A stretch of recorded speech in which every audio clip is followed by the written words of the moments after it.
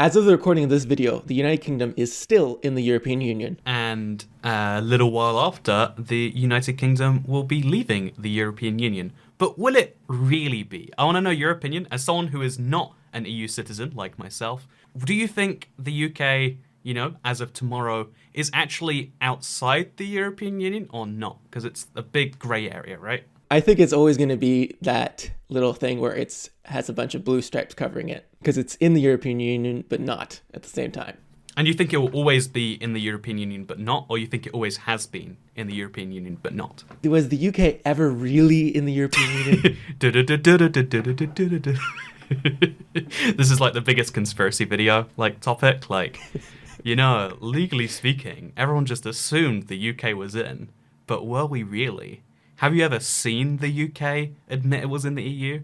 I think not. You actually, for the most part, outside of maybe some rural parts of Wales and some of the EU development projects, you very rarely see the EU flag here, which is the opposite to every other EU member state I've been to. Well, that probably explains why you left. Do you think the flags would have kept us in? If there were more flags in London and the Birminghams and the cities that voted to leave in the north, I want to clarify London didn't, but do you think if there were more flags in those places, more people would have been swayed towards staying? I also think if the flag was better, people might wanted to stay. It's very blue, very deep blue. And the yellow stars, it just, in a circle, it kind of looks like a corporate logo. Yeah, I have that feel too. It's very much a corporate logo. But I mean, the EU is the most corporate entity that is vaguely a country. It's very much not a country in the ways that we used to care about, but in all the corporate ways, right? That does describe it. The EU might as well be a corporate entity. I like that. That's a good summary. A corporation is an association of individuals where individual profits without individual responsibility. That's a quote from Civ 4. Really? Oh, I was going to say that whole thing was sound like I didn't agree with any of that, but now it's Civ 4. I'm yeah, good opinions. Yeah, I agree with that. The newer Civilization games should totally have a mechanic where you can build together an EU or an African Union or a South American Union. You should be able to build that. One of the victories should be combining the world like that. Not UN style, but there should be alliances that are sort of like the EU or whatever. Or the Holy Roman Empire. Or the Holy Roman Empire. Again, I've said this before and I get a lot of flack for it because the video's been going quite big recently. But the Holy Roman Empire was just the EU before the EU. I guess the concept of the Germany is a lot like the concept of the EU right now. All these very different but very similar things agreeing or coming together despite feeling so different.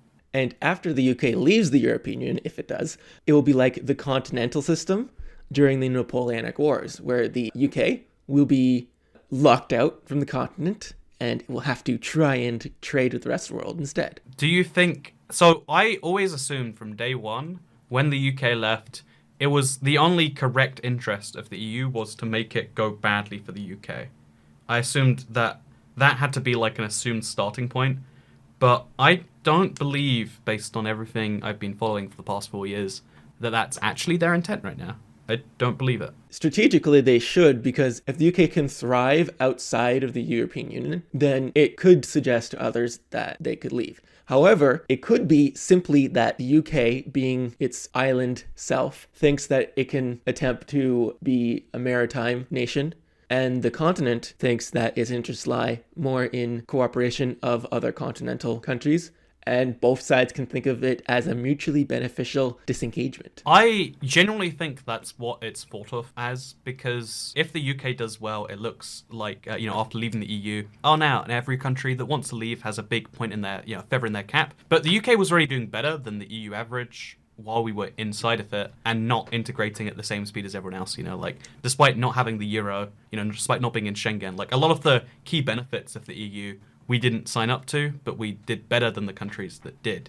So it's kind of arguable that's just that trend continuing. That could be the case. I don't really have anything to say about that. Oh, that's okay. I wanted to talk about the Continental System. Sorry, did you want to know? I meant to look it up as soon as you said it. I was like, I know the Continental System. Then I was like, I think I'm thinking of the end of Napoleon, not the start of Napoleon. But you're not. The Continental System was, after Napoleon kind of took over Europe somehow, all of the continental powers except for Portugal. Good guy Portugal. Oldest ally, just saying. Yeah, Portugal is your best ally ever. I think the oldest military alliance of any two countries in the world. Anyway, then Russia wanted to get out of it. So that's why Napoleon invaded Russia. So Russia actually has a very long history of trade with the United Kingdom. Portugal went around Africa, Spain went around South America. And so what England tried to do was they tried to go around Russia because they were like, obviously, there's 4 corners of the world.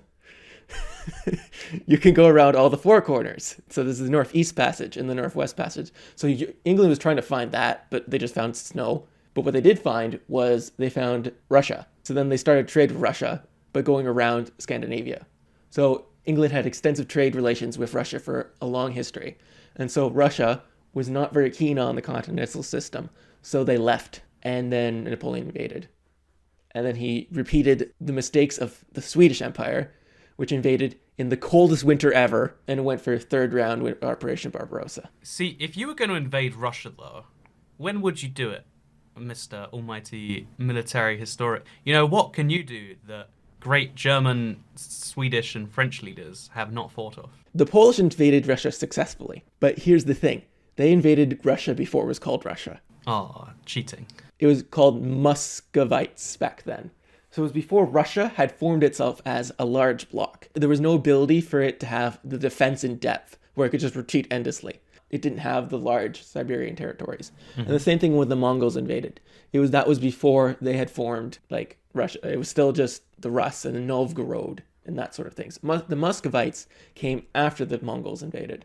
And then they formed Russia after the Mongols invaded. So the way to invade Russia successfully is invade before there is a Russia. We're like 5 tangents off in the first 8 minutes. I'm like so lost. Like, how do we get here? You're the tangent king in terms of how far off you can get in a single answer. You can be like, well, I think Scotland is going to leave the UK, but also let me tell you about the Qing dynasty. Europe is a fractal. Oh my god, no, don't do it. No. Don't do this to me. My head. Yes, we have to talk about the fractal nature of Europe. Oh god. Europe is a peninsula with a bunch of peninsulas sticking out of it. And those peninsulas have peninsulas. So, Europe is a fractal. That is true. And so a fractal is when you take an object and it's similar no matter how much you zoom in on it. So if you take a triangle and then you stick some triangles sticking out of that triangle and it's more triangles sticking out of those smaller triangles and do that infinitely, you get a fractal, the snowflake thing.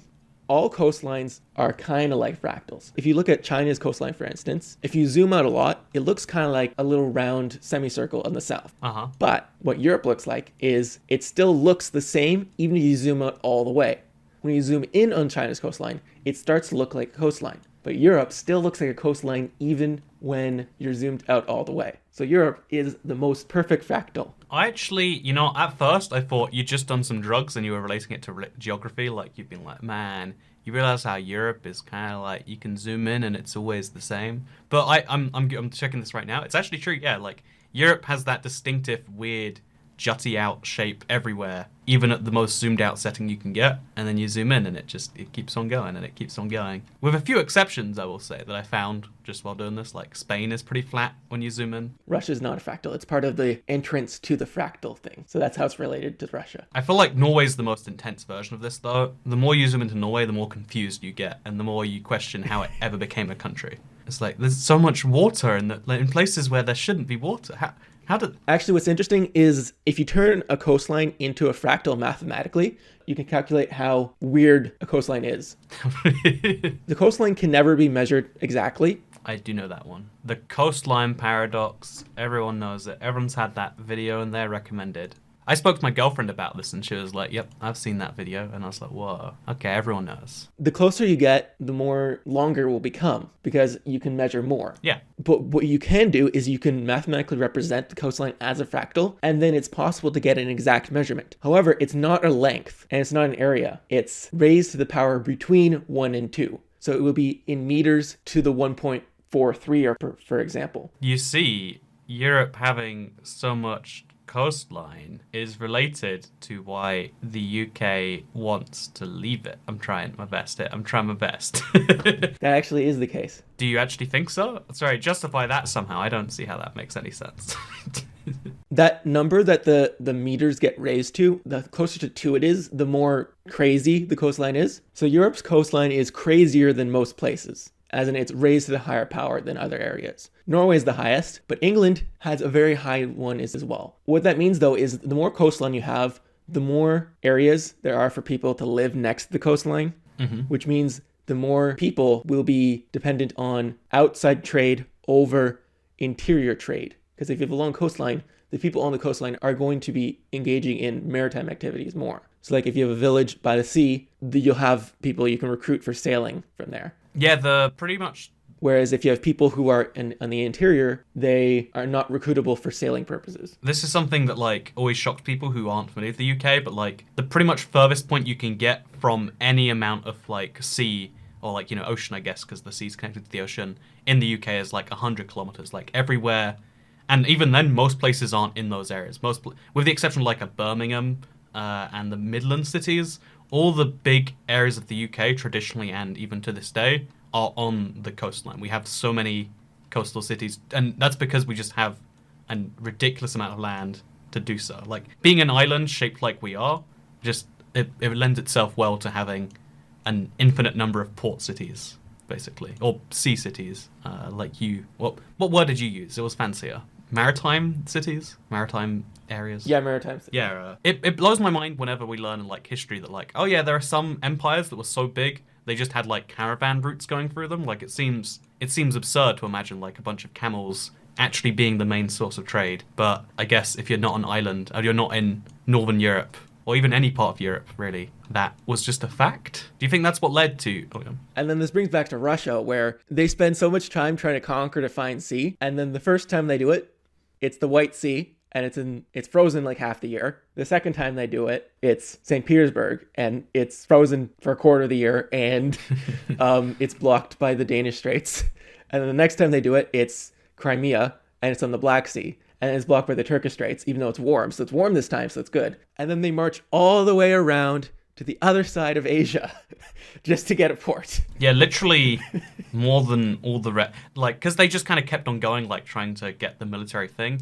A thing that, like, always blows me away is, like, if you look at Russia, it's like, yeah, it's the biggest country in the world. If you look at just European Russia, it would be one of the biggest countries in the world already. But then they just keep going and going and going and going and going and going until they literally hit the other side of the world. Like, Russia's a big old country. Yeah, and they didn't even stop because they crossed over the Bering Strait to go into Alaska. Oh, yeah. And they named the city in Alaska New Archangels, which Archangels is the city that is on the White Sea that the British, when they found it, they started the trade with Russia. So Archangels is in the north. They decided to call their cold city in Alaska New Archangels. A fun fact that I've checked just now is in fact true.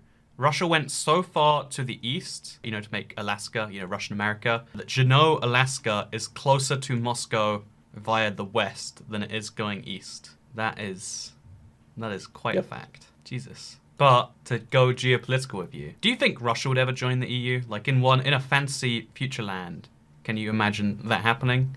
Or are you of the opinion that they never would? That the EU is built to oppose Russia and it wouldn't work? What's interesting is the Soviet Union requested to join NATO. Is that true? I'm going to confirm, dear viewers, if that is true, because I don't believe. That is true.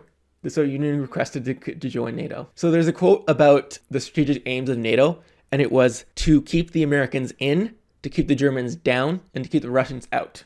So the EU is kind of like an extension of NATO, in that it's an economic bloc that keeps NATO as a military bloc united by giving them financial incentives. Despite the fact supporting NATO. Despite the fact that the US and Canada are outside of the EU, and the US doesn't even have a trade deal with the EU. Like the term the West can be described by 3 organizations. One of them is NATO, obviously, and that's the most salient. The second one is the EU. So countries that are not part of NATO but are part of the EU can also be considered part of the West. And then including countries that are marginally attached to the EU, like Switzerland, which is part of Schengen, and Norway, which is part of the economic area, etc. And Iceland is also part of the economic area, I think. And then the third one is the Five Eyes, which is the intelligence agreement between the UK, the United States, Canada, Australia, and New Zealand. So the English language speaking countries. Oh, Five Eyes, like the things in your face, not the letter. Yeah, Five Eyes. Yeah, that's that. Five Eyes to me is the most logical combination of countries. But I think the only things we've done for each other besides the intelligence sharing is we spy on each other's citizens, so we don't have to break the laws of our own countries, right? Yeah, that is pretty much what it does.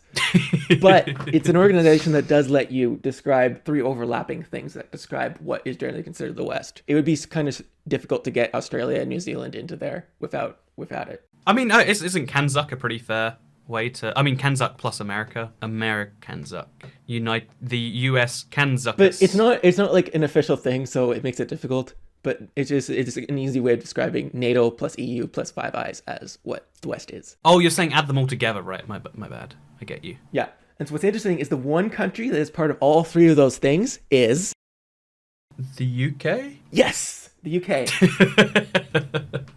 I thought it was a trick question. The UK is the linchpin of the things that define the West. I would honestly assume that is basically true, right? Because the one thing that is in common with those three groups, the one thing, they even links those things to each other, I'd say, like, is going to be the UK. Like, the UK has the closest relationships with the rest of the West. Australia has a close relationship with the UK than Europe. Europe has a close relationship with the UK than Australia. Same with the US and any of these places. There are very few, if you take the entire West, I feel like almost all of them, with very few exceptions, will have a better relationship with the UK than with each other. Like, maybe America and Canada, maybe Australia and America, maybe Australia and New Zealand together, maybe like France and a Germany. You get a few cases, but if you were to take every single relationship and stack them by like how well they were viewed, I feel like the UK and their relationship would be viewed as much better than almost any other entity of each other, right? That is it. That's also the guiding principle. The Commonwealth, even though it doesn't do too much these days, it was at one point planned to be, and if it weren't for the EU, probably would have been. But the Commonwealth is also interesting that the UK was set up in that same way. There were almost 50 countries that all had, the organization of the Commonwealth is interesting because it's not a bunch of countries that have a shared link with each other. It's a bunch of countries that have a shared link with one of the countries in there, the United Kingdom. And I wonder if that's a power play on the UK or if that's extreme coincidence or if that's our trading history behind us. But I think it's the reason the UK has so much soft power in the world. The reason we're such a entity that, the UK doesn't matter economically really. Like, it's the 5th or 6th largest country. It's big, it's something. It doesn't matter too much militarily. It's again, in the top 10 somewhere.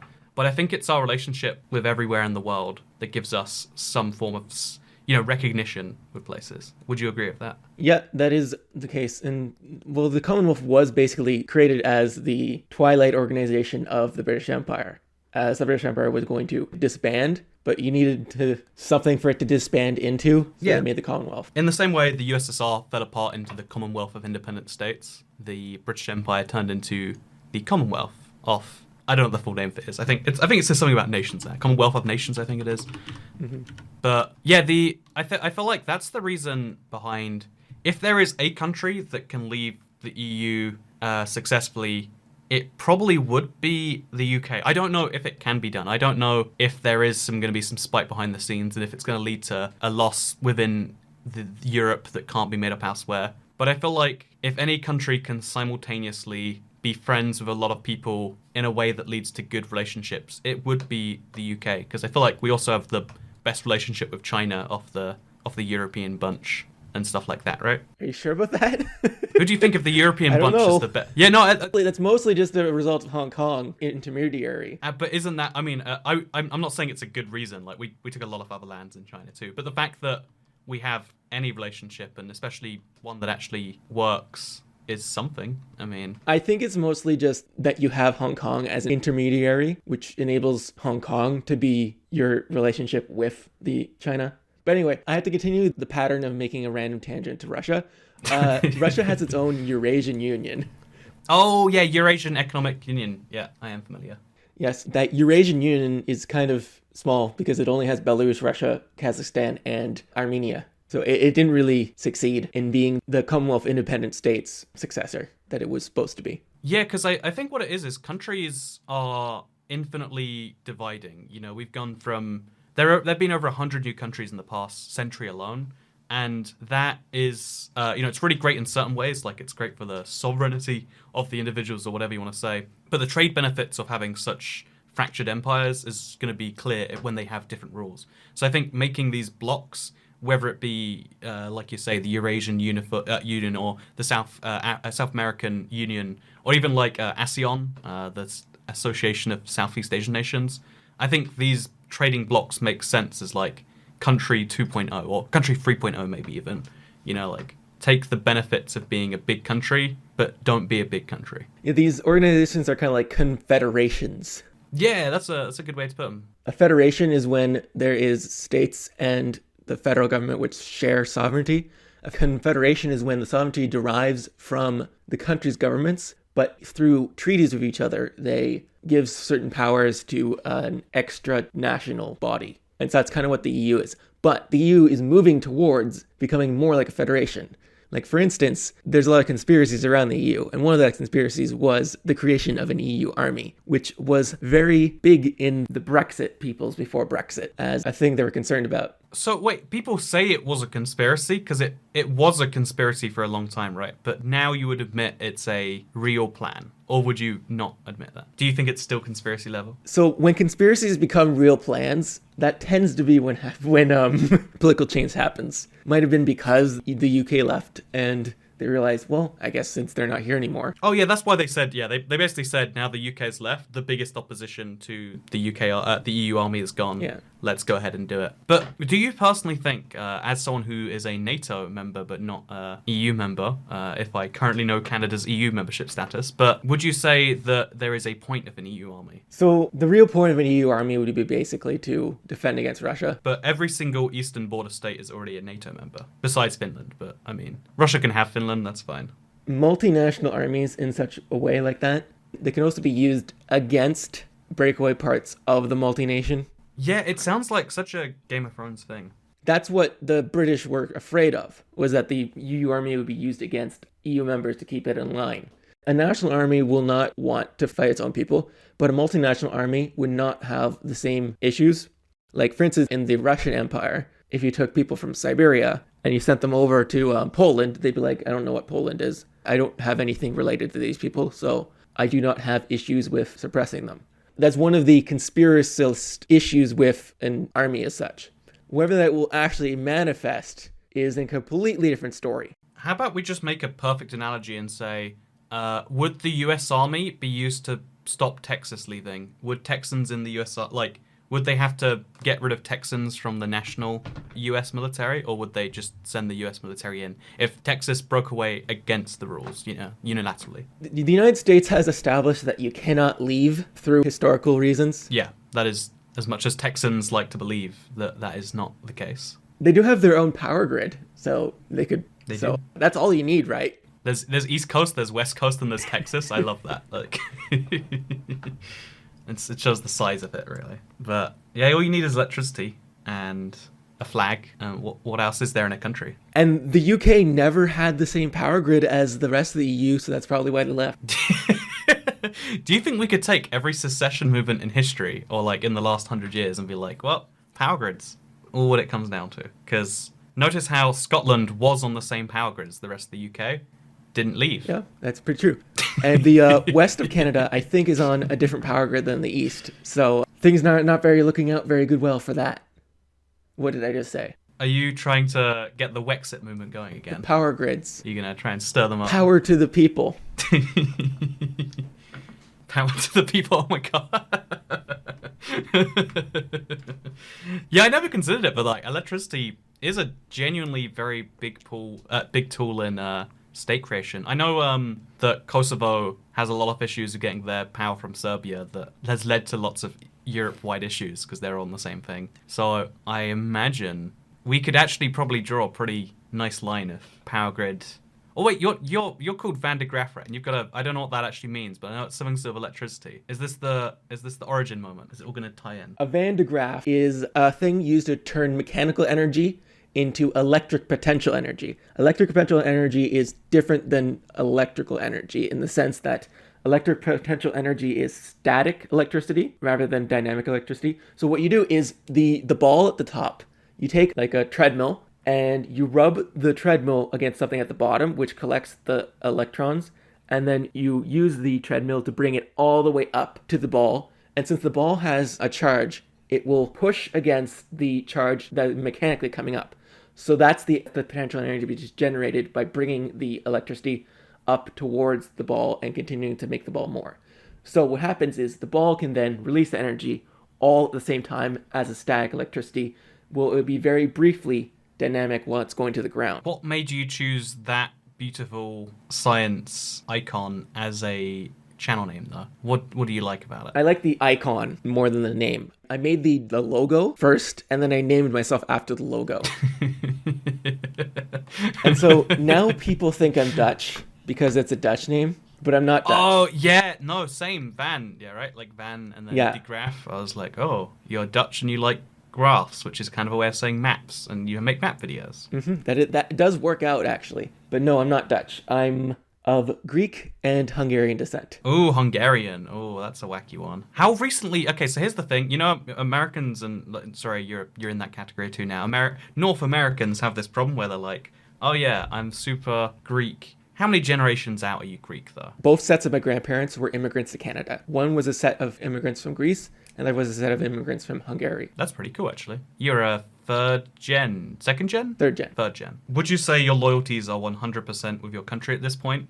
Or what generation do you think you have to get to in terms of immigration before you are more Canadian than you are the thing if you're... Because I would, personally, I've always had it in my head that it's probably second generation, but like, what do you think? Well, I actually feel more American. Like, I feel more North American than I do, like, Canadian. And why is that? As culturally, I'm North American, is what I would describe myself as. Basically, I'm an English-speaking person of North America, so I'm an Anglophone North American. And do you think that you have to clarify the Anglophone so much because you live in a country where there are Francophones that are very, very different to you, more so than even, say, a English speaker in the United Kingdom of Great Britain and Northern Ireland? Quebec does have a very distinct culture, and they like that distinct culture, and I'm happy for them to have that distinct culture. Boo, distinct cultures, boo. Sorry, I'm British, we have to... No, I'm happy for them to have that distinct culture, because it's pretty cool. Like, they gave us, like, as I said before, poutine was given to us by Quebec. Okay, you know, I've changed my mind. Actually, I'm really pro-Quebec now. I'm really pro-Quebec. Everything that's distinctly Canadian is actually just distinctly Quebecois. Maple syrup too, right? The maple syrup that comes... Yeah, as maple syrup, it's mostly Quebec. Poutine Quebec. And so that's why I say French is a more Canadian language than English. Oh, that's sad. That breaks my heart. The majority of Canada speaks English, but the most Canadian language is French. Okay, I like that as a little way to put things. So therefore you feel closer to the United States because you feel like Canada has more links to French rather than to English. No, Canada as an entity is more closely linked to the Anglosphere. Yeah. The politically speaking, it's linked to the Anglosphere, but you think culturally speaking, it's more Francophone? No. Culturally, the majority of Canada is more closely linked to America than anywhere else. But what is distinctly Canadian is more closely linked to Quebec and, by extension, France than anything else. And that's where you have your whole opinion that Canada is America, like, but a bit more. Because Canada's closer linked to America than to other parts of Canada. Yeah, Canada is a contradiction when it exists as its own entity, and it is closer to America than it is to itself. And that is true geographically as well as culturally. Yeah, I like that. I like that as a summary. As geography can be described as all the social sciences through a clever usage of calculus. Okay, so the change in geography with time is history. So the derivative of geography is history. Now, geology is the sum of all geographies over time. So the integral of geography is geology. I think you lost 90% of our listeners with that. I just want to mention that right now. Like, 90% of people are like, what are any of the words you just said?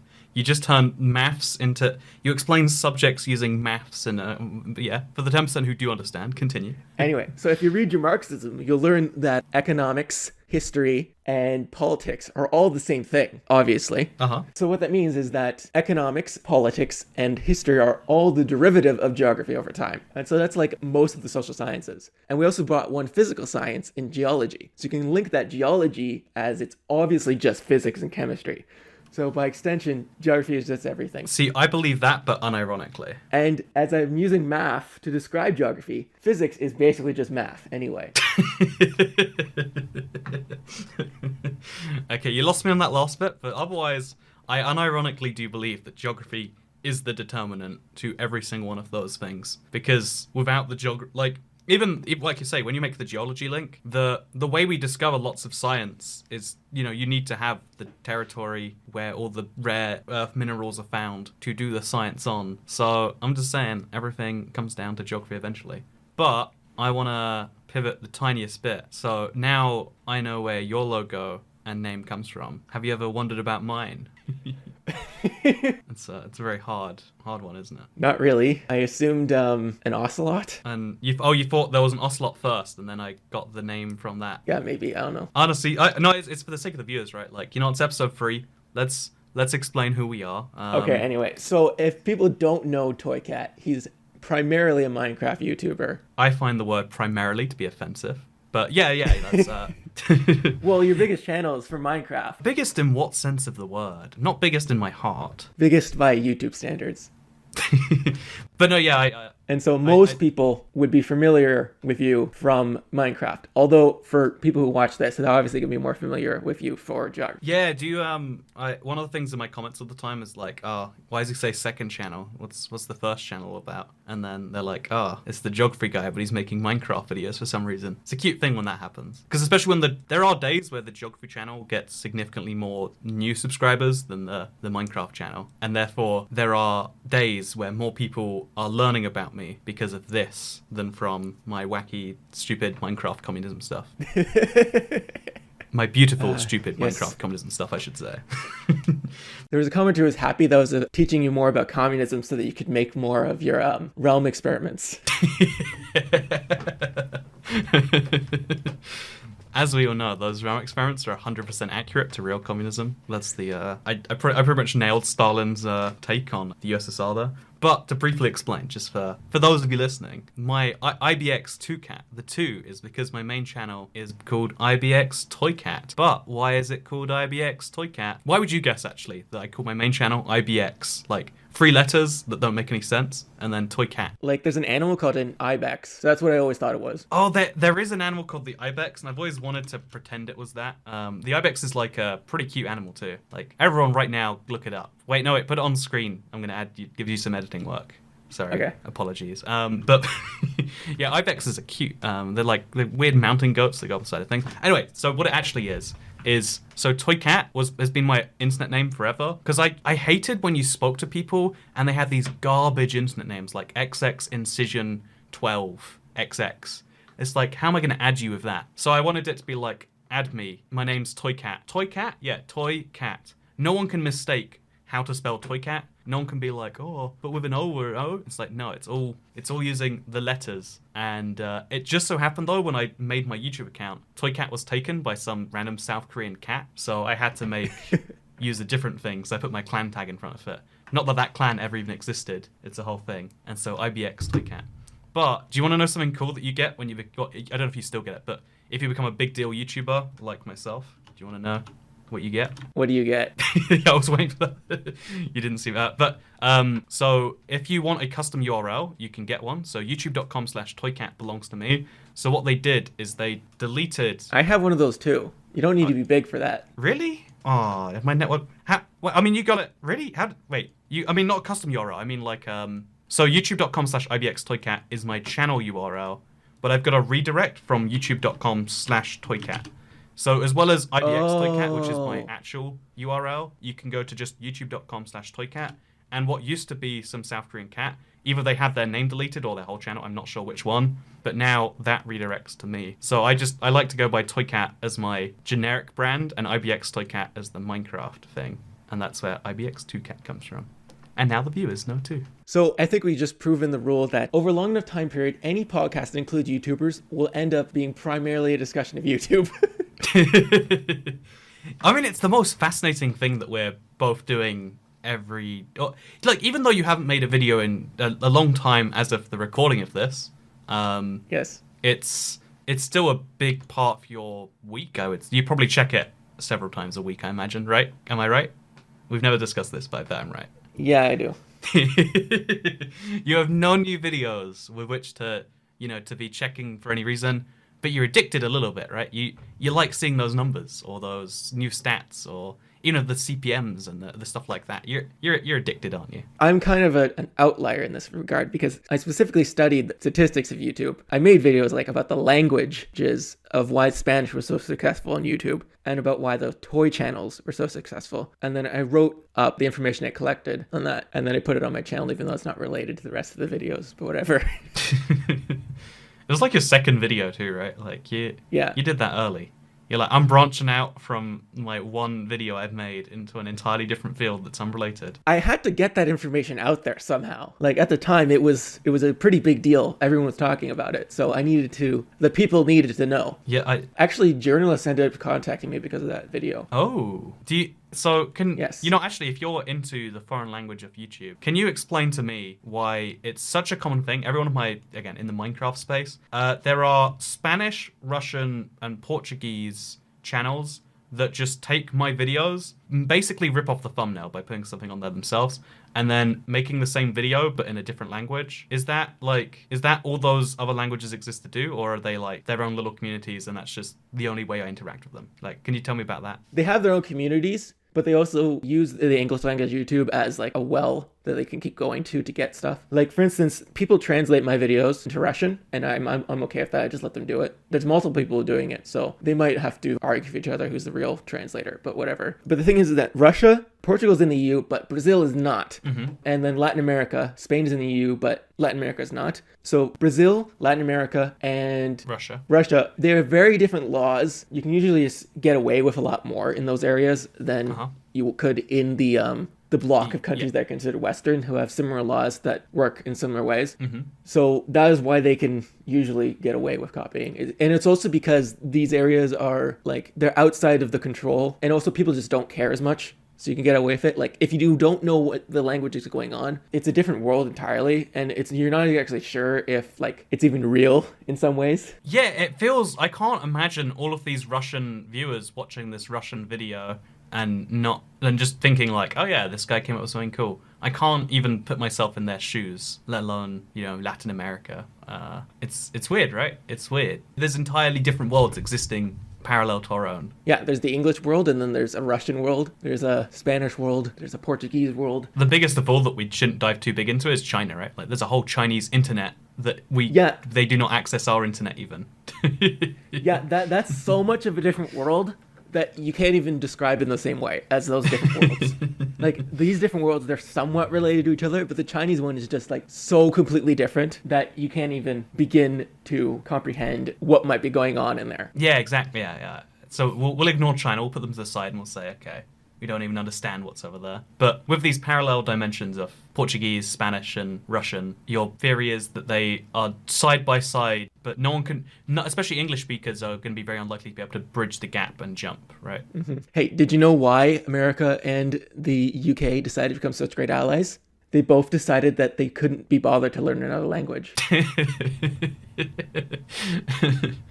I mean, I'm just saying, I've got a whole continent full of people that speak other languages next door.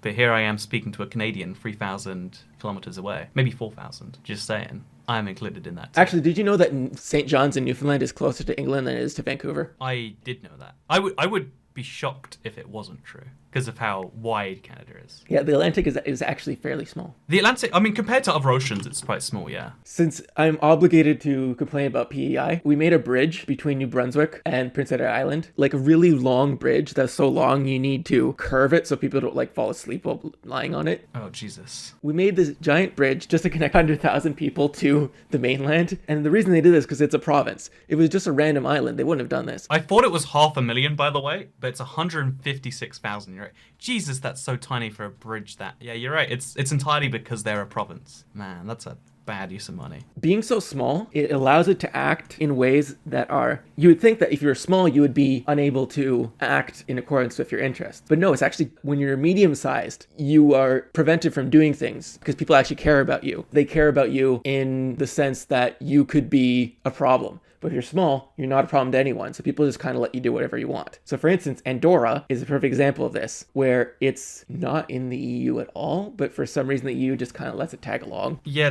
It lets it do whatever it wants, Yeah, they're in this funny place where they're not in the EU. including with tax. But they're not in the EU, so they have this like exception from a lot of the rules. But functionally speaking, they use the euro. And even though they're not in Schengen, they do technically have border controls. To get to them, you have to go through Schengen countries. And anyone from a Schengen country is allowed in. You just might be searched first. Like, it's a very weird arrangement they have. These tiny micro-political entities, they have a lot of freedom to act that larger ones would not, because the people do not care what the small things are doing. They're like ants that are running around that people do not notice at all. Actually, I've been thinking about this one a lot, so, and I have the opposite opinion to you on this, because I agree with you probably that the best size of sovereignty, the best size of a nation is very small or very big. Those seem to be the two most successful types. But I think the reason that very small countries do so well, it's not they have more power. They have the same power, one sovereignty, let's say that's a type of power, but spread amongst fewer people. The reason Monaco can be such a tax haven and, can be so hugely beneficial from that is because they have that one sovereignty power that even France next door has. They're pretty much equal in that way. In certain ways, they have the same amount of power despite, France being several, 100 times bigger. And the same with Andorra versus Spain and France. They can basically benefit hugely, and it's just too much of an issue to stop because they are theoretically a country. And we have to technically respect that for some reason. Yeah, and that describes PEI as well. They're technically a province, you're saying. Microstates for the win? I would definitely advocate for living in a microstate, yeah. Like, for instance, I don't know what city you live in. I'm sure you don't want to tell the internet, but if you... Actually, I do know your city, but if you could take that city and make it separate to the rest of Canada, that would be, make it a whole province of its own, you would benefit immensely, right? I live in Montreal. I'm okay with saying that. Okay, so... And it kind of does work like that, because Montreal is a very English-speaking city in the French-speaking Quebec. So what's interesting is I'm a linguistic minority in a province which is a linguistic minority in the country of Canada, which is English. So I'm an English-speaking minority in a French-speaking province in an English-speaking country. Yeah, no, it shocked me to learn how many English speakers there were in Quebec and how many French speakers there were in Ontario. Like, it's a weird mishmash minority. But English speakers don't get as many rights in Quebec than French speakers do in the other provinces, right? That is technically true, but I'm not very mad about that. Like, I moved here voluntarily. I'm perfectly comfortable with Quebec being its French-speaking self. In fact, I like it like that. It's charming. But I did meet people who were born here, and they only speak English. Really? I wouldn't have guessed. Which was kind of weird, because I was like, I learned how to speak French in school, despite the fact that I didn't even live in Quebec. Like, so I don't know how you managed to go your whole life without learning how to speak French, but okay. Wait, you can speak French? Like a lot, or like enough, just, passable? Like a lot. Really? Bonjour. Like, I can speak it fluently, but my accent might be bad, but I can speak it. I could live in France. Let's do a whole French podcast. I can only speak 10 words of French, by the way. You'd have to do most of the speaking. I hope that's okay. Wait, real quick. So I have been to Montreal. It's one of the cities I've been in for just under 24 hours. So I want to talk about my favorite things, and you can be like, is that actually cool if you live there? First of all, my most notable things. One is, it's really far south, but it's crazy snowy. Is that just all of Canada? Is in the winter at least, I should say, like January? Is that common for you? So the Gulf Stream takes water from the Caribbean Sea and pushes it up to Europe. So Europe is a lot warmer than it would otherwise be. So it's very cold here. Yeah, Montreal's roughly on the same... Like, it gets very cold here, particularly because we're on the interior of the continent. Even the Maritimes are somewhat warmed by just the temperating effect of... Because oceans can't get too cold, yeah. The continent does not get that. However, we do get something called lake effect snow, where the evaporation from the lakes goes into the air and then makes it snow a lot in the general area of the Great Lakes. Oh, fun fact. But yeah, when I went to Montreal, it was, despite being roughly the same latitude as London, it was minus 25 degrees Celsius, and it started snowing while I was there. And I was just like, this seems a bit intense, but people just were used to it. Like, this is normal. But yeah, so as one of the results of that, one of my favorite things in any city in the world, Montreal has its own version of it that's almost as good as Toronto's. That underground city in Montreal, to me, that is the coolest thing. This is like Civilization 2.0. I don't know why every city, even ones without huge amounts of cold or hot, don't have this same concept of like, what if we built below the city too? What if we had this whole pathway system? Because when it's minus 25 outside, you don't want to go out, right? Or do you? Is minus 25 nothing to you? Mm-hmm. No, we won't. People don't want to go outside when it's really cold, but they do. What's your personal limit? Would you say in Celsius? Because screw Americans, learn the learn the real system of temperature. What would you say the lowest you can get to before you're like, it's cold, I would rather avoid this? Minus 20?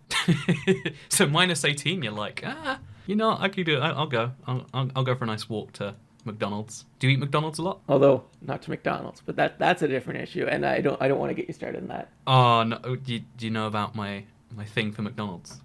Yeah, so let's not get into that, because it's, yeah, let's not get into that. Okay, you know what? Can you... So we don't get into it, but so I know, because I'm intensely curious. In one word, what is your problem with McDonald's? I won't even pester you on it. I just want to know the one word, the general niche area, and then we can leave it, and we can talk about Montreal again. Corporate. Okay. You know, that's fair, but to me, I could use that word to describe why I love it. But you know what? We'll have a McDonald's debate another time. That can be a topic to go in the archives. The last thing about Montreal is, despite the fact that it's a major international city, I know it's because of laws in Quebec or whatever, but even in cities you wouldn't expect, in like China and stuff, it's English first, then the language, then this. Everything had to be French bigger and then English, and it was the most jarring city in the world to me that Canada, of all places, has the least English-friendly city I've seen in a while. Actually, did you know more people in the Netherlands can speak English than in Canada? Really? As a percentage? Is that including second? Oh, yes, I'd have to include second language. I'm an idiot. Ignore that. Yes, yeah. More people can speak English as a first or second language in the Netherlands than can speak English as a first or second language in Canada as a percentage of the population. And why would you say that is? The reason is because of Quebec, and the Quebec don't want to learn English because it's, as I said, I know people in Montreal who only speak English and don't want to learn French. I don't know how they did it, but they did. There's people in Quebec who only know French and don't want to learn to speak English. It's because the language issue is very political. And so people take a political stand on not learning the other language. I think that's stupid, but also I can totally see that. I can totally see that. Like, if you see your identity and your culture as being linked to language, then by learning the other language, you're shrinking your own culture and stuff. Even though in reality what you're doing is just not being able to communicate with people that live in the same area as you, which is ludicrous. Canada's not a very logical country to exist. And the more you talk about it, the more that becomes true. I don't know why everyone thinks it should keep existing. Honestly, my guess would be iconography. The flag and the concept like "Oh Canada" are quite big, and then it's known as being like America but more liberal, right? But liberal in the American sense of the word, not in the actual sense of the word. And to a lot of people, that's like, oh, that's cool. Like, that's more internationally approachable than America. America has a big stigma, whereas Canada's like, yeah, everyone loves Canada. Like, you're the lovable guy. Exactly. Yeah, it's pretty much, it only exists to project a brand to the rest of the world. If you will, Canada is kind of like a corporation. Which, I guess, is a good enough reason for any country to exist as a country could exist, I suppose. I really think that the branding that you portray towards the world is such a huge part of what defines you as a country now, because to get the world to do business with you, they have to know you and want to do business with you. And the world doesn't know Latvia very well, sadly. But the world does know Canada, and the world does know, even if they get it confused with which name, whether it's England, Britain, the UK, or whatever, the world does know the UK. Separately, I'd argue, to how it knows the EU. Good opportunity to bring this really long tangent back into the EU. So, there's many countries in the EU that benefit amazingly for having a good brand that other people can recognize in the form of the EU that they wouldn't otherwise have. And so Brexit happens because the UK has the ability to have its own brand. So it is capable, much like how since it has its own electrical grid, it can make it on its own. Electric grids and brands, they're linked. We've proved it right here. So the big question I have is, do you think Brexit will be a success? Because I think no one knows for sure. Like, we need to clarify that right now. It could, like, no matter how much you think you know, no one out there knows, right? Can we confirm that, like, it's all based on a lot of things that have yet to happen that could hugely sway this, right?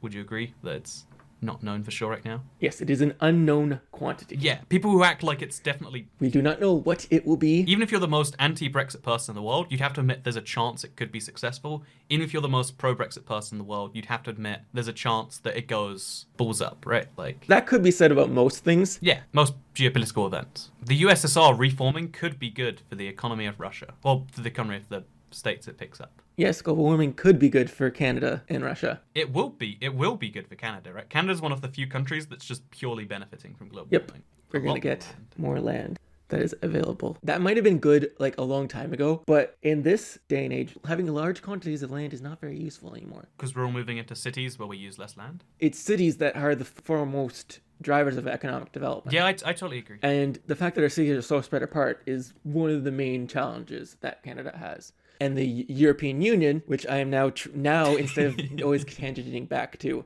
Russia, I'm trying to tangent back into the European Union. The cities are very close to each other, which enables it to have very successful economic development. And the most successful is the Rhine area because the cities are extraordinarily close to each other. Yeah, but I mean the Rhine area is entirely within one country for the most part, like outside of Strasbourg and stuff. Like most of the wildly successful corridors in Europe are between Germany and countries that are next to Germany, right? Not by some EU conspiracy. We have to clarify this because, again, the EU is an extension of Germany by other means. Not by some wide EU conspiracy. There's not some Germans sitting in a room trying to plan the Fourth Reich, like my comment section will suggest. But instead, it's because that is just where it surrounds 9 countries in mostly easy crossings with big. Yeah, Germany is. Yeah, Germany's in the center of Europe, so it's obviously going to be the center of Europe. Right, and that's before you consider its history as being a giant economic power, and it's like. Even if you exclude all that stuff, it would be a huge beneficiary. And having that, and then being the center of Europe, and also one of its founding members, and one of the guiding members, and also its largest member, it's like, why are you surprised that Germany does well from the organization that it joined? I don't know why people act like it's such a big conspiracy. Something that's interesting to link this to China is China borders the most countries as any country in the world because it's in the center of Asia. If you orient, as orient used to mean that you would turn the map to face east at the top. So if you orient China with east at the top, you'll see that it kind of looks like a Germany. Yeah. In relation to Asia, in that it's in the center. I 100% see that, by the way. But real quick, I just have to correct you, because 1, you just untangented and then went straight into another one. And 2, the country that borders the most country is... Oh, it's actually tied between Russia and China. Never mind. But it's not technically...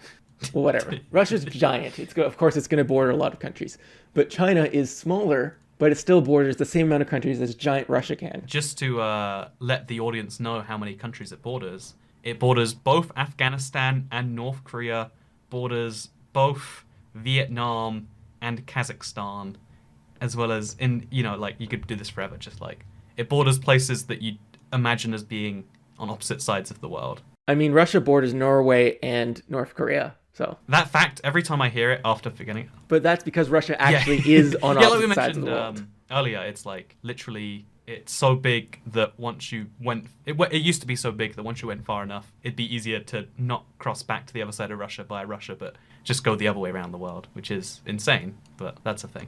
Yes, that is a very interesting concept.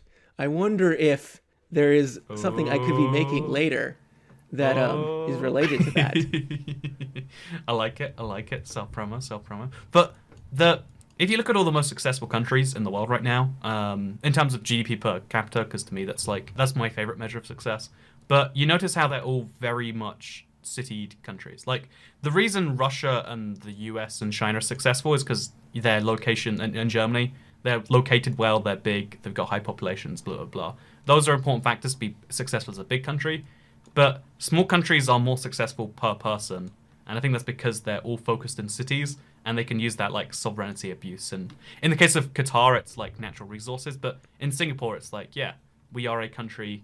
We will undercut you all. They're like the brutal corporate competitor in a business. And they destroy the world. And proud they're number one. But then Monaco, same thing. Like all taking advantage of their sovereignty, of their unit, of being a unit of country. And I feel like the EU together can do the same thing, but it feels worthwhile to be a smaller member in that bloc. But for the UK, Germany, and France, the only 3 members that I'd say could reliably leave and have a big enough brand, I don't know if it is worthwhile without some form of extra concessions, right? And that's why France gets the CAP, and that's why Germany gets... CAP? Oh, sorry, the Common Agricultural Policy. They got a bunch of money for their farms. They were a net receiver of EU funds for a ludicrous amount of time.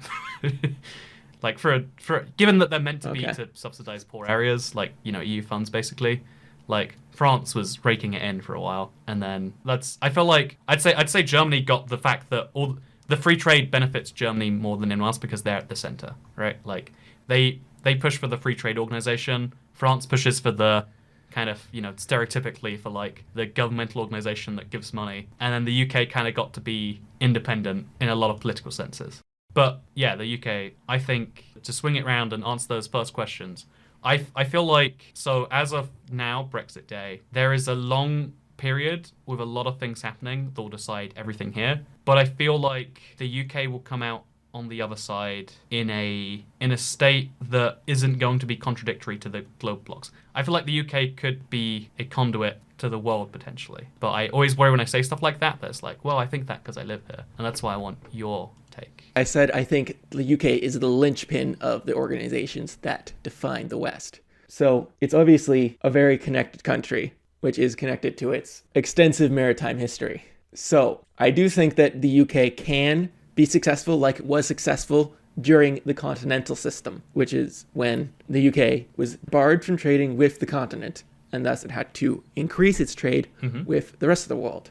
They also were trying to ban the rest of the world from trading with the continent, and that's what caused the War of 1812 with America. So that might not necessarily be a good thing, but the UK was able to make the most of that situation. Yeah, my history for the like Napoleon era is like really, really rough and sketchy. It's like when you first mentioned Continental System, I was like, I vaguely know, and it's like, oh yeah, the system of barring of trade and stuff. Like, it's a really important time for European history, but at the same time that was happening, that's when the UK was having its most successful century, just ignoring Europe, basically, right? Yeah, the Industrial Revolution. Yeah, the first country to do so, which led to the world we have now. Wait, actually, this is a stupid hypothetical because I'm not informed enough, but so humor me.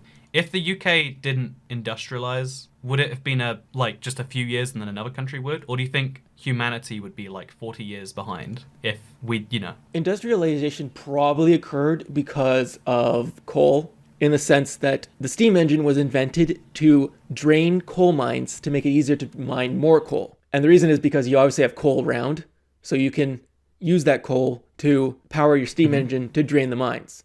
And also, the first railways were for transporting coal to other parts of the country. So the Industrial Revolution may have occurred because there was a dramatic increase of the usage of coal, because there was a dramatic decrease in the average world temperature in the 18th century when the Industrial Revolution was getting started. Sweden, when it invaded Russia in the Great Northern War, and that was the coldest winter on record ever. Really? Wait, I don't know how cold it is. Coal usage increased during the mini ice age of the 1700s. And so the Industrial Revolution was a product of the dramatic increase in the desire for coal. So the railways transported coal, the steam engine was created to drain the coal mines. So having the wet coal that you needed to drain was probably the thing that caused the Industrial Revolution to occur.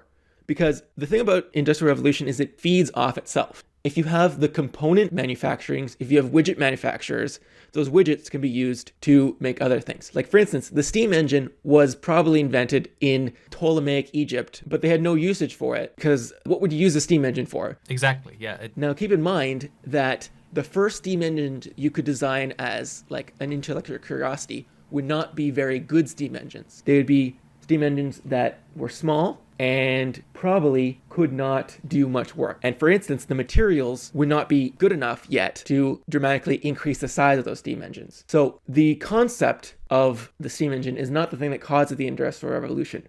Rather, it is the component manufacturers being existing that causes the Industrial Revolution, which allows you to have new forms of industrialization. Like, for instance, the Watt steam engine was not the first steam engine. It was an improvement over the new Commons steam engine. And what Watt was, he repaired steam engines and he made components. So he was a component engineer who looked at the steam engine and said, this is a really sucky steam engine. I think I can make it better. And that's what created the useful steam engine that was later used for other things. So you need to have the extensive component manufacturers in order to have the Industrial Revolution. Yeah, you can't, to simplify, if you don't mind, you can't have one of the parts of the industrial. You need to do it all at the same time. That's why it's not easy and didn't naturally happen everywhere immediately. And that's why trying to do it in Russia and China led to many, many, many deaths. Right? Or do you disagree with that bit? Do you think that was all a choice? That's an interesting question, because industrialization was already occurring in China and Russia before the communist revolutions. Yeah, there were factories doing the... But the fact that it's so separated, the countries are so large, meant that it was only basically like certain areas where it occurred. The UK benefits from the fact that it's smaller and concentrated. So the industries in one part of the country can support industries in the other parts of the countries, which is a lot more difficult to do in China and Russia. Like, for instance, what Mao did was they decided to make an industrial heartland in the mountain southwest as a strategic decision rather than an economic decision, because the industrial heartland of China was invaded by Japan during the Second World War. And they were also concerned, this was part of the Sino-Soviet split, they were also concerned about invasions from Russia. As Russia, what it had done was, when it invaded Japanese Manchuria, it dismantled the industrial machinery and carried it off to the Soviet Union. So they didn't want that to happen. So what they did was they, through a purely strategic decision that was economically useless, they decided to make an industrial heartland in the mountain southwest region. And this was not murderous, and it did not kill that many people, but it did waste a lot of resources. Yeah, like wasting resources is... It's not like the Great Leap Forward, where they decided to make steel in their backyards and it destroyed all the steel. But that's a different story. So it didn't cause a mass deaths, but it was not very useful. Like, obviously you can industrialize without killing people, as is evidenced by all the non-communist countries that did so without millions or tens of millions or potentially 9 digits of deaths.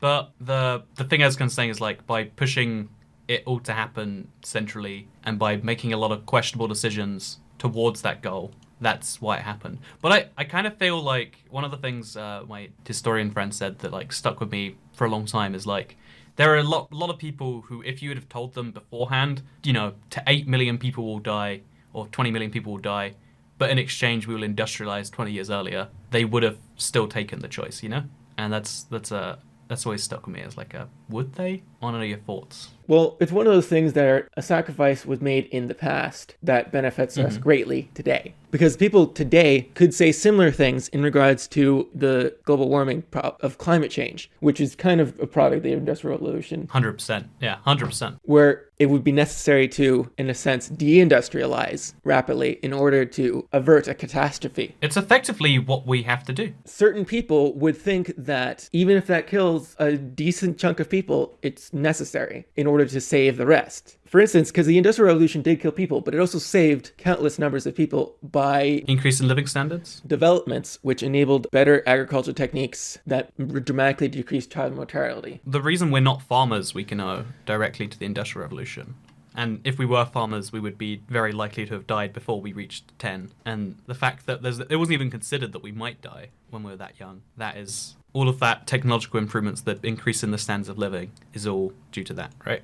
So are you saying the big question of climate change and global warming or whatever is that because we have to deindustrialize a lot of stuff, like we need to stop burning a lot of the resources without any care like we have for a long time. But which way around would you make the argument today if, like, you can kill people's, like, you're basically killing people either way. You can kill people by decreasing their living standards, or you can wait until the planet potentially kills some number of people with the extreme temperatures, which is the noble one that you wish. I get what you're trying to say, that from the time it was insane to kill that many people, but in the long run it's saved a lot of people, even though it was an inhumane decision. Which way round is that for this issue? Because I can't see it, if you get what I'm saying. They both seem pretty cruel. There's a certain aspect that the Industrial Revolution may have occurred simultaneously to a point where there was a dramatic overpopulation sort of thing happening, in the sense that pre-industrial society could not support the populations that existed at the time. But after industrialization, we had managed to avert about 2 the catastrophe. But in the process of doing that, we ended up killing a lot of people. The problem with climate change is not necessarily that it will make it too hot to live. It's not going to increase temperatures by that much. The problem is that it's going to change the carrying capacity of certain areas such that they are below what they currently support. Like, for instance, the population in a certain area might currently be able to live there without starving. They could produce the food they need. But if the climate changes, that could dramatically decrease the population support capacity of that area. but at the same time, it will increase the population support capacity of places like northern Canada. It's possible that the temperature increase overall will increase the carrying capacity of the Earth. But not in the places where it currently exists. And so it could technically be a positive for the world to be 2 degrees warmer. Yeah. But the problem is, regionally, this will cause massive disruptions. That will cause massive migrations. Climate change is borne by certain countries a lot more than others. For instance, this is a fun one. Yes. The Maldives will be wiped out of existence. Like, there's no saving them anymore. It's just how many years will they last? They have to massively rebuild or they're gone, right? Do you agree with that? Or do you think there's a chance they survive? They're gone. Yep. They're not long for this world. There is a country that is being wiped, and anywhere near the equator, really, especially the hottest regions, but like anywhere that's already close to the edge is going to be pushed over it on the hot sense of that scale. But I agree with you in that sense that it's probably a bad discussion to have because it encourages people to be complacent, which is not a good thing for a big issue. But you're right that there are a lot of benefits that we just aren't really mentioning. Like Canada and the Northwest Passage even. Like a whole new trade option is going to be opening up. The problem with climate change is the change more so than the heating of the climate. If you could have decided on a temperature for the planet that was ideal, you would probably pick a slightly warmer temperature because technically we're kind of still in an ice age as there's lots of ice around. And it's not exactly clear if being in an ice age is a good thing. Although all of civilization has existed during an ice age, so perhaps you need to have an ice age to have civilization. Who knows? It seems possible. If I was going to pick an ideal temperature, I'd probably pick a slightly warmer temperature. However, everything has developed with the current temperature. So everything is located where the current temperature wants it to be located. So for instance, Russia's Siberian Railroad is located on the strip of land which is useful. Below it is the Gobi Desert. Above it is the endless Siberian wastelands. Siberian tundra. If this changes and the good stretch of Russia is located a little bit higher in the Siberian tundra, all of the infrastructure will now be Gobi Desert type of stuff. If we assume that the climate simply will move slightly up north. So Russia would need to completely change its infrastructure, even though it might benefit from the increased amount of land that was available. Yeah, there's always huge upsides and huge downsides. But the biggest takeaway is that regardless of where or what the upsides are, the reallocation has to be significant. Some cities are going to benefit. Yes, it is immensely disruptive. To even remove away from the country level, some cities will be now located, because in the same way that, like, I don't know, Liverpool in the UK used to be a port city, isn't really a big port anymore. Now it's questionably located. It used to be well located, now it's not. The reverse has happened to a lot of cities that, for instance, the inland ones that Mao, decided to make a fortress stronghold. In this exact same thing is going to occur, and we're going to have a massive, inefficient allocation of resources, and people tend not to like resources being moved. Yeah, ideally, we would want to avert climate change simply so we do not need to deal with the catastrophic disruption, more so than because we don't want the world to be warmer. I think the other argument, we should just mention it just because, we're talking purely geopolitically. There are, ecological arguments. There are species of plants and animals that just cannot live where they currently are with increased temperatures. There's a lot of animal death that will occur. Yeah. But we've killed way more animals without temperature being a problem. We do that for fun as a species. Well, the thing about that is the animals and geopolitics are linked in the same sense that things could migrate. If the change was slow, then the migration could occur alongside the slow change. For instance, the mini ice age during the 1700s, going down was a lot slower than we're going up. So it was not something that people noticed that much that things were getting colder, so much as a century passed and suddenly it was a lot colder than it once was. And for instance, one of the theories as to why the mini ice age occurred is because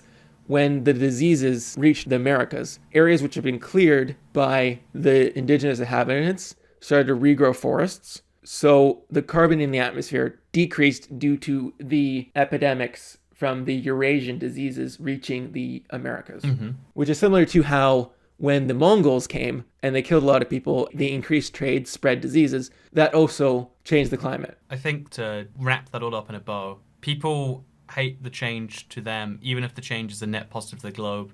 And that's why in all these examples, it's like a people suffered, but the human race as a whole thrived. And it depends on whether you view yourself as a human race or as a whatever group you are. But most people view themselves as some small knit group. Like you are a Montrealan. I am a British person, and or a European even. And these small labels are why within those labels we suffer, because lots of places suffer disproportionately because of the nature of humans being spread. Is that a good summary? Yeah, that does it kind of describe it. I tried my best. So, when you're about to record, do you brush your teeth, or is that not a thing that you consider? What? Do you brush your teeth before you do an audio recording, or does it not matter to you? Because I always brush my teeth before these podcasts. I brush my teeth in the morning and at night. But if you hadn't brushed your teeth, would you feel fine talking to a microphone? Do you think you could have bad breath and still record on these? But this is not a question that can come up, because brush my teeth immediately after I get up. Immediately when you wake up, did you just say? Why? Yes. That can't be. That's not smart. That's unless you don't eat breakfast, but then that's a whole other problem. Why would If you brush your teeth and eat breakfast, that's bad for your teeth. What? Your teeth are weak after you brush them. They've got like a 20-minute weakness debuff. Yeah, but how is this related? So you see, the number one manufacturer of toothbrushes is probably in the EU. I bet that's true. Let's link it in. Wait. I bet it's in Germany. That's why. It turns out there aren't stats on the largest toothbrush manufacturers in the world, which means it could be in the UK. Because the number one that comes up is Schiffler. I hate it when we don't have stats. A German company, I assume, based on their name. I'm not sure, actually. This is relevant. Trust me, I'm going to get there. It's going to happen. I could probably make an offensive joke about dental cleansing. Oh, do it. Make the dental cleansing joke. No, I'm not going to do it. Because this mentioning that I could make a joke is I probably already did it. You already went over the line, did you? Okay, that's good. I like that. I spent a long time laughing at the Asians are good at maths joke. When I heard it again. It's a very dumb joke, but it was a good way to de-escalate. So, another casual topic right here. What's your favorite EU member state? What is the context to which I pick the favorite EU member state? Because that is not the same question as what is my favorite country in Europe. If I have a favorite country in Europe, that'd be a different question than an EU member state. Because it has to be something related to the EU for it to be my favorite EU member state. If I was just picking my favorite country, that'd be a different answer probably. Oh, I see what you're saying. I was just thinking there's 28 member states of the EU, or 27 as of tomorrow. Therefore, which one do you like the most, Because if I'm picking my favorite EU member state, it has to be how that country relates to the EU. Not necessarily. I could pick my favorite Asian country and it not be related to how Asian it is. I could like the least Asian. No, but you said EU member state. I did say that. Well, anyway, Luxembourg is my favorite EU member state because of how it interacts with the EU. You mean how the EU sends them all the money and puts all their headquarters in a country that has the size of a tiny city? I dislike Luxembourg because it proves one of the most irritating facts about the EU is this sounds stupid and against everything else I've said, and it kind of is, but the fact that in the same way that every country is viewed as equal in some senses, and therefore small countries can abuse that, it's true within the EU too. The Luxembourgish Prime Minister became the EU Commissioner, the most powerful man in Europe, if there is such a thing. And that to me is silly. Why do you get to pretend like you're a full country when you have 500,000 people, when there are countries with 80 million people that are also considered one country and get one EU Commissioner? Or one, EU Commissioner. So what you're saying is that Luxembourg is the PEI of Europe. It is 100.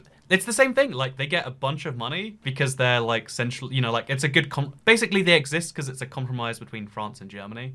Put your political stuff there, sure, why not? And it's a bit but why? Why do they get to abuse that and get a bunch of money? I have my brother's girlfriend is Luxembourgish, so I've been there with her. We talk about it a lot, and it's just oh yeah, the way it works in Luxembourg is you get a good job with the EU and they pay you there's just they get a huge economic benefit for happenstance, and I don't know why. There's a part of me that's that if that money came from nowhere, that's fine. If that money comes from your ability to sell things to people, that's fine. But in the case of Luxembourg, it's their ability to exist in a union and get a disproportionate amount of other EU member states' money as a result of how countries work, and that is frustrating. Well, it's the capital of the EU, so... Brussels actually is the capital of the EU. Luxembourg is the second place where things... Do you know that EU has three capitals? I'm sure you do, but did you know? There's three Yeah. government bodies, and they're in three different cities, and they're quite far apart too. Isn't it Strasbourg? Yeah, Strasbourg, Brussels, and Luxembourg. This is one of the most ludicrous things, but they have to have a train that goes back and forth. Like, on the weekends, like once every month or maybe once every week, they have to go to Strasbourg, so they take all their office files. So there's like an EU train that just goes between those places. It's really dumb. Europe is dumb. The reason the capital is on those three areas is the same reason that Ottawa is the capital of Canada. Because Ottawa was in between Ontario and Quebec, which at the time were called Upper Canada and Lower Canada. When Quebec was more populous than Upper Canada, they made it so that each section of Canada gets the same number of representatives. So the Upper Canada English were more represented than their population would allow, and the Quebec were less represented. But after Upper Canada grew in larger population due to immigration of more English speakers, they changed it again such that it was based on population rather than on each section of Canada having the same amount of representatives. So they kind of screwed over Quebec in that way. Yeah, by the way, you did another thing where you linked the EU into Canada. My job now is, even though I find it hugely interesting, I have to stop you and be like, no, the EU, it's our theme. It's our theme of the week. This relates to the EU because Brussels, Luxembourg, and Strasbourg are halfway in between the border with France and Germany, which are the triumvirate members of the EU. The third one is the UK, which is the UK has managed to Crassus himself and get him outside. But anyway, so the Rhine Valley is like the Ottawa River in that it separates the two major blocks of the EU, the Germans and the French. Mm-hmm.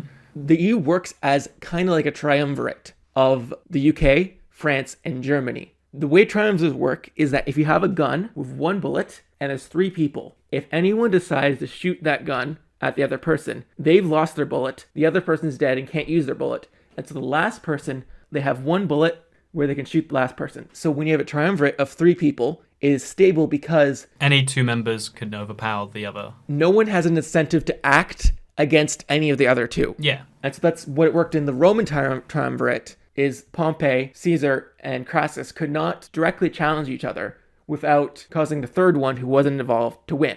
But what happened is Crassus went to Parthia and got himself killed. So then we were left with Pompey and Caesar, who had a civil war. So potential instability of the EU could come about because the stability that had two big countries of France and England being able to counterbalance Germany is no longer there. Because Germany has a higher population than either France or the UK, and it's also richer per person than either the France or the UK. So its economy is much larger than France's. And so France needs the United Kingdom to counterbalance Germany, and without it, the EU is going to be an even more German-dominated bloc because France is not able to counterbalance it. Theoretically, for the record, Italy should be able to help counterbalance. There isn't really anything else that could counterbalance it besides potentially Italy. Yeah, exactly. But Italy is. Can we just say it? It's impolite, but Italy needs to get their together. Yes.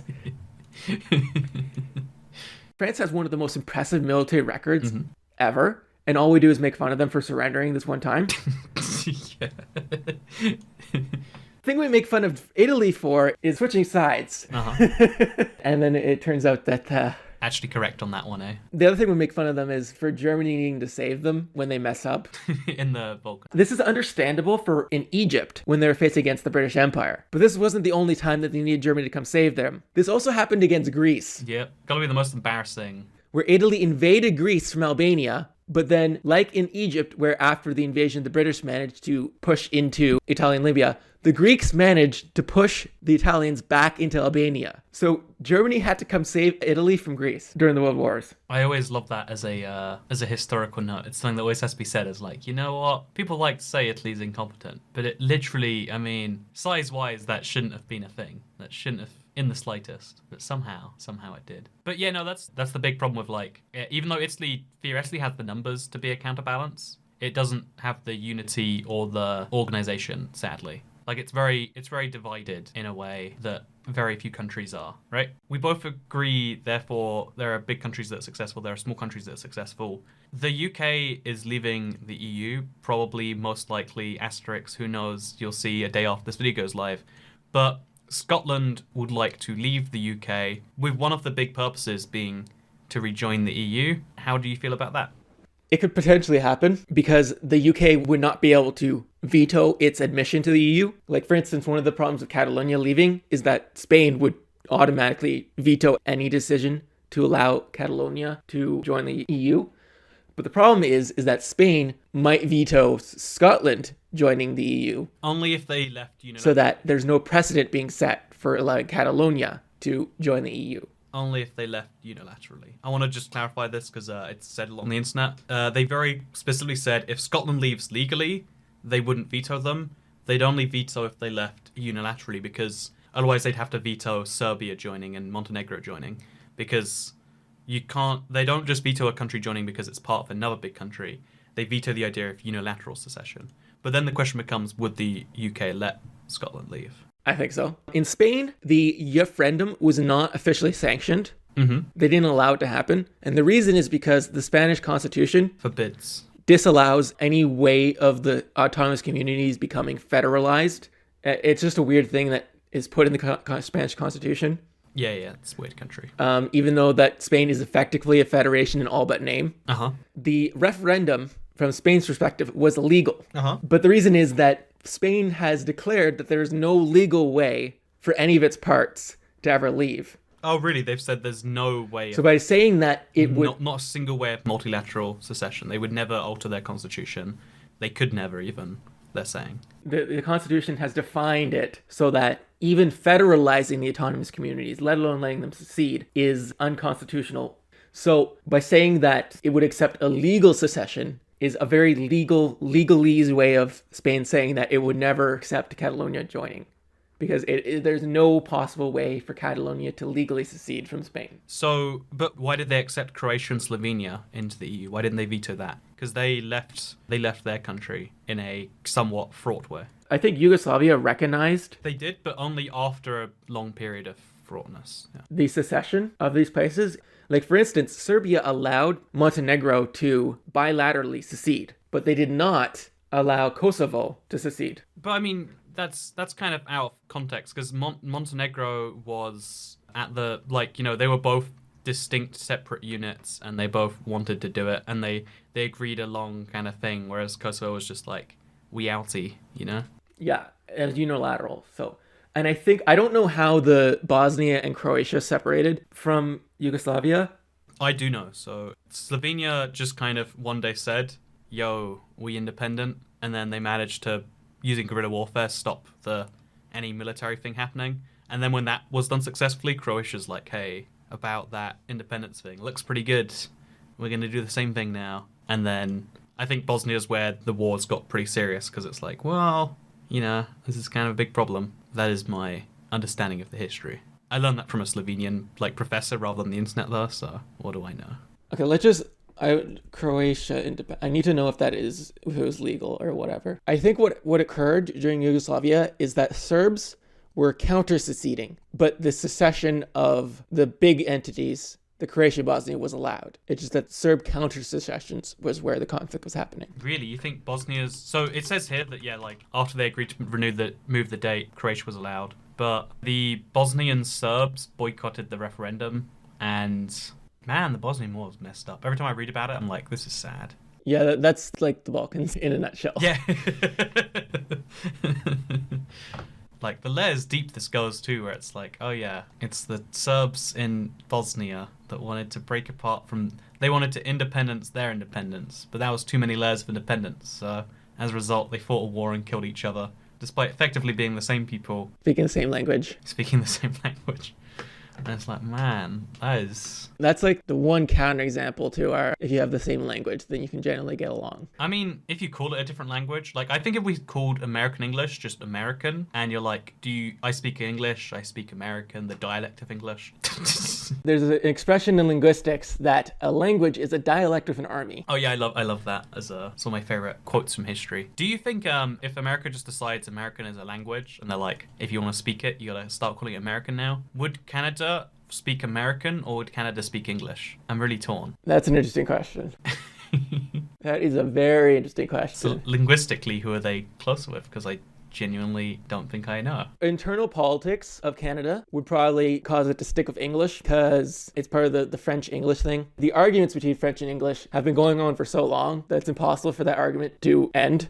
So by stubbornness, they would not adopt American as the official language. Okay, so we'd have a English-speaking province above the American-speaking country. Interesting. Okay. Yeah, it's basically just out of stubbornness that they wouldn't do. But there's also the fact that calling American its own language is kind of just dumb. It is very dumb. But America is the biggest army, and they can fight you if you disagree. Even if they wanted good relations with America, I don't think people would do something that dumb. The level to which it is dumb is just so high that strategic concerns would not trump that. I cannot imagine something that dumb happening. All you've got to do is put up a sign saying, "We speak American here," or American accepted as a language, and then you're done. I'm just thinking that the level to which that sort of dumbness can occur is restricted only to the Balkans. I'd say another region of the world is China and its China problem, right? Like, China says, hey, we all know Taiwan's a country. It has its own immigration, its own currency, its own laws, its own president, its own history, but you don't get to call it a country. And the world says, hey, but we'd like to.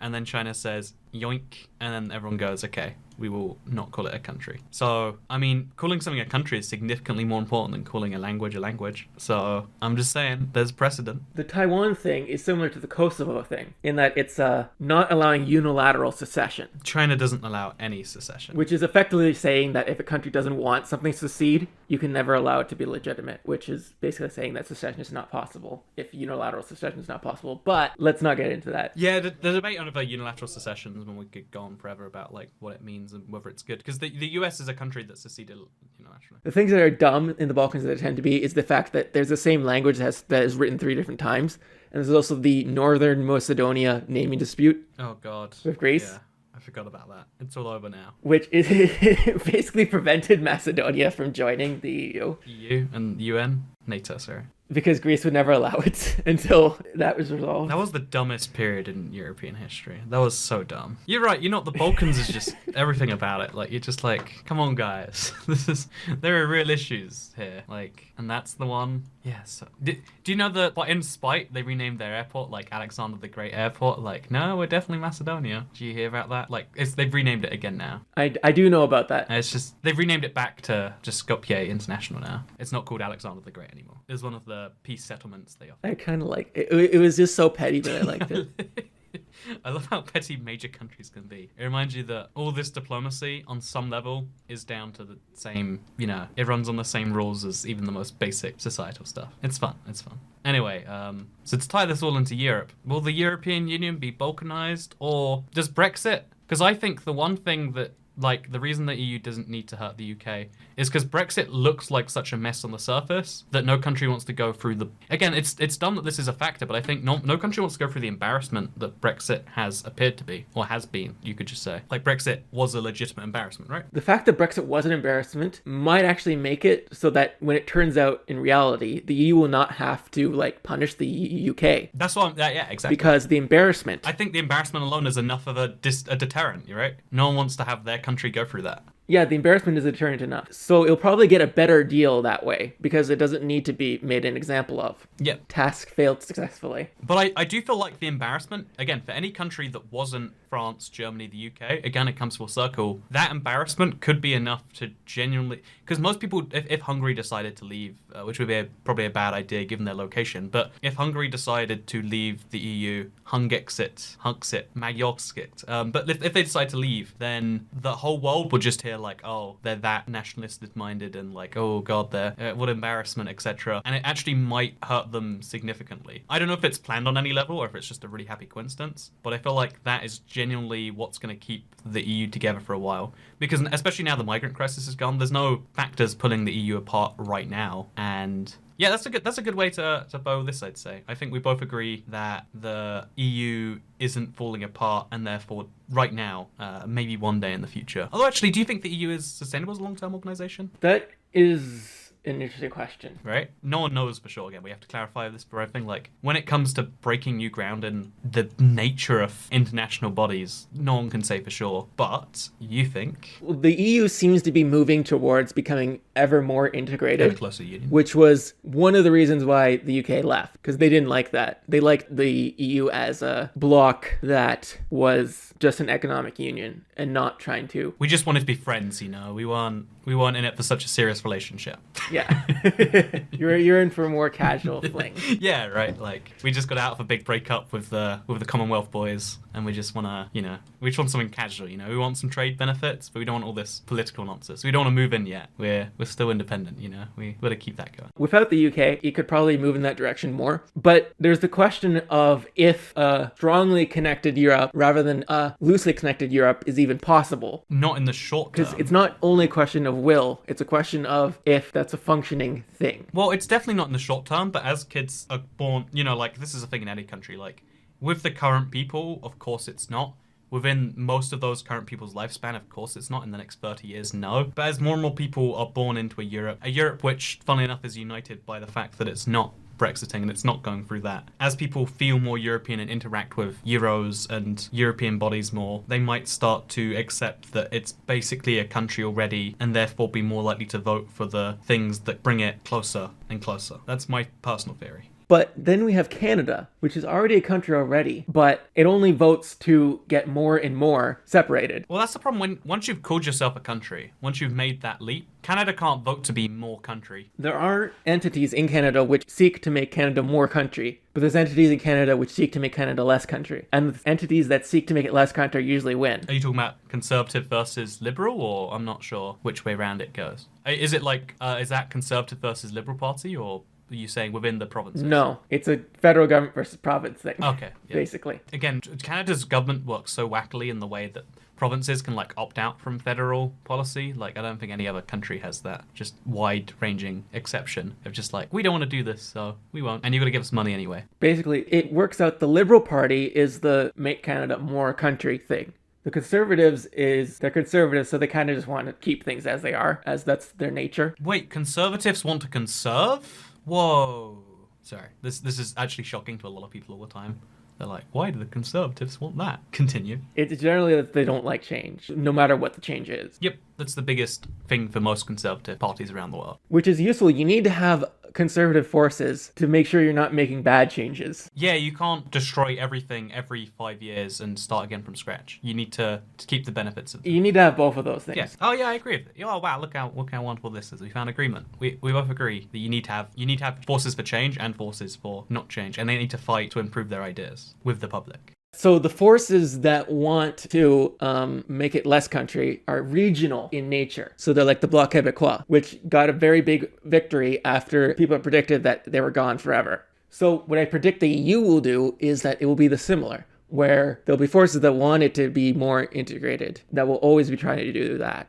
But there's also going to be the forces within it that want to stop that. So even if it becomes an actual country, you're never going to not have those people who are fighting against becoming more country. Yeah, actually, you know, I feel like, I guess, yeah, but I mean, that's on the level of a normal country. I thought you meant, like, especially something about Europe made it less likely to country than you would see anywhere else in the world. But the US manages to pull itself together, and China, even though they have to use some questionable tactics, can pull itself together. So the EU makes sense that it would be. And if it can, it would be the largest country in the world by economics. By GDP, I should say. Although, with the UK leaving, would that still be the case? or would America be higher? Oh, yeah, no, it's not. It's no. Yeah, if the EU was a country now, it would be second. And then soon to be third because of China's rise. I think, honestly, it's funny, like, one of the biggest reasons for the EU to want the UK in is kind of like to boost the numbers, right? Because there's a big difference between third and... Yeah, gotta go pump those numbers up. You gotta pump the numbers up. Anyway, let's bring this to a close. And let's say, I actually am curious about this because we both found each other because we watched each other's stuff and just coincidentally, right? Yeah. So you worked on your first video for 2 years. Yeah. Would you like to... Well, no. That's not how it works. No. I worked on this video for like a month. It was after abandoning the other videos I was trying that took the other 2 years. So you made a lot of videos in those last 2 years that you just haven't released. Yeah, unfortunately, I chose to do countries that begin with I, which are my nemesis. I do not like countries that begin with I. Yeah, get out of here, India. Get out of here, illegitimate state in the Middle East. Yeah, India was one of the countries I tried to do. You get what I did there. But India, they have the longest constitution in the world. The table of contents of the Indian constitution, it says as many pages as the American constitution is. Just the table of contents. I like that as a fun fact. But anyway, so you have finally got a video into a releasable state almost. I'm editing the script, then I have to record it, and then I have to make the maps and everything, so it's not that close. But really, you're forever away. I will be releasing a video. Okay, so tell me about the video. I'm really curious. Let me know about what you're about to release. But there'll be spoilers. Anyway, no, it's about circumnavigations. Voyages around the world. Oh, how many voyages around? No, wait, should I wait till the video to learn about the answer to that question? The first video I'm making, it's basically like Magellan and Drake together, because I'm gonna have to make multiple videos because I want to do like the ones that are less known. But the first one I had to do the well-known ones because they were the first ones. Yeah, you gotta get a fan base going. Yeah. The actual things I think are interesting are going to be the less well-known ones. And the idea of the video is not talking about the voyages so much as talking about why the voyages occurred and why they were circumnavigations. Like, it's actually not a very useful thing to travel around the world in a circle. No. Because you just end up where you started. So there has to be specific conditions available for someone to actually travel around the world. And so I talk about those conditions and what makes those conditions. Like, for instance, when we talked about Russia, the fact that Russia Empire was more than halfway across the world meant that they needed to do a circumnavigation to go to it and then head back. That by visiting another part of their empire, they ended up being closer to the part where they started. So they just ended up circumnavigating by visiting their parts of the empire. Oh, that is really cool. So that tied into this podcast. Because it was actually faster to go from one side of the empire to the other by going the other way. That is really cool. And we can learn more in this video if you go to youtube.com/vandegraph and subscribe and wait an unknown amount of time.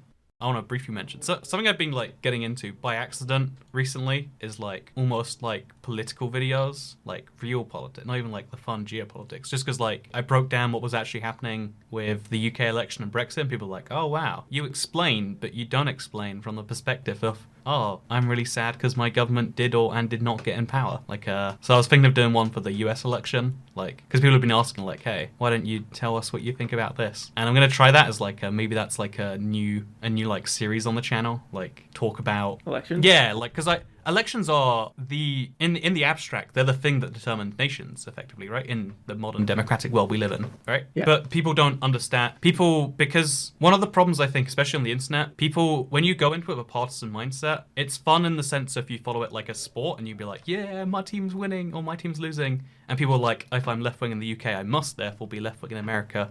Or if I'm right-wing in the UK, I must be right-wing in America. But when you do it like that, you don't see it as it is. You see it in terms of your team doing well or good. But the way elections actually work are there's a lot of moving pieces all happening at the same time that can actually change the course of a nation. Like if Putin actually loses in Russia, for instance, in the next election he's going to run in, because he's switching to be a prime minister again, which is entirely legal under Russian law. But if Putin did lose, the communists would get in, for instance, and that would change the world. The Soviet reunion.